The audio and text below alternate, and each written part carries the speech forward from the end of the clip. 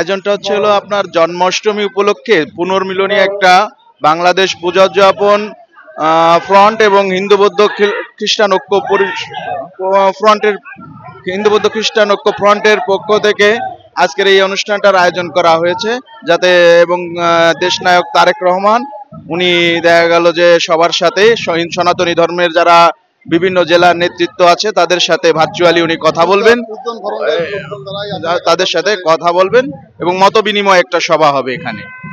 এটা সঠিক আমিও বলতে পারি না, ভিতরে ঢোকা নিয়ে হয়তো দেখা গেল কাদের মধ্যে একটু ঠেলাঠেলি গ্যাঞ্জাম হয়েছে, সেটা সঠিক আমিও বলতে পারবো না, যে আমি বাইরে ছিলাম বুঝতে পারছি না।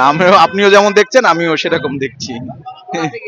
আমি আসছি বাগেরহাট থেকে, আমরা একটা হাইক্স নিয়ে আসছি, আমরা বাগেরহাট থেকে প্রায় 20-25 জনের মতন আসছি। যদি কথা বলার মতন সেরকম সুযোগ হয় তাহলে বলবো, যদি পরিবেশ হয়, দেশ নায়ক তারেক রহমান যদি শোনে আমাদের কথা, আমরা কিভাবে আছি, আমাদের মন্দিরগুলো, আমাদের দেবত্ব সম্পত্তিগুলোর কি হাল আছে, সেটা যদি উনি শুনতে চান, উনি যদি মানে বিভিন্ন যারা জেলা থেকে আসছেন, থানা থেকে উপজেলা থেকে আসছেন, এদের সাথে যদি কথা বলার যদি সুযোগ পাই অবশ্যই বলবো। আমি একটা মন্দিরের সাধারণ সম্পাদক, এটা বাগেরহাট জেলার পানিঘাট শ্রী শ্রী পানিঘাটেশ্বরী কালী মন্দির।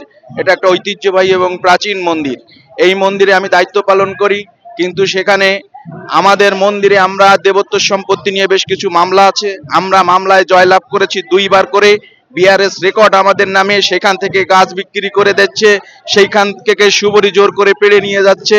আমরা স্থানীয় নেতৃত্বের সাথে কথা বলেছি, তারা আমাদেরকে বিভিন্নভাবে আশ্বাস দিয়েছে যে আগামীতে যাতে এই ধরনের কোনো ঘটনা না ঘটে, এবং আমরা যাতে আমাদের দেবত্ব সম্পত্তির যে সম্পদ আছে সেটা যেন আমরা রক্ষণাবেক্ষণ করতে পারি, তারা সহযোগিতা করবে।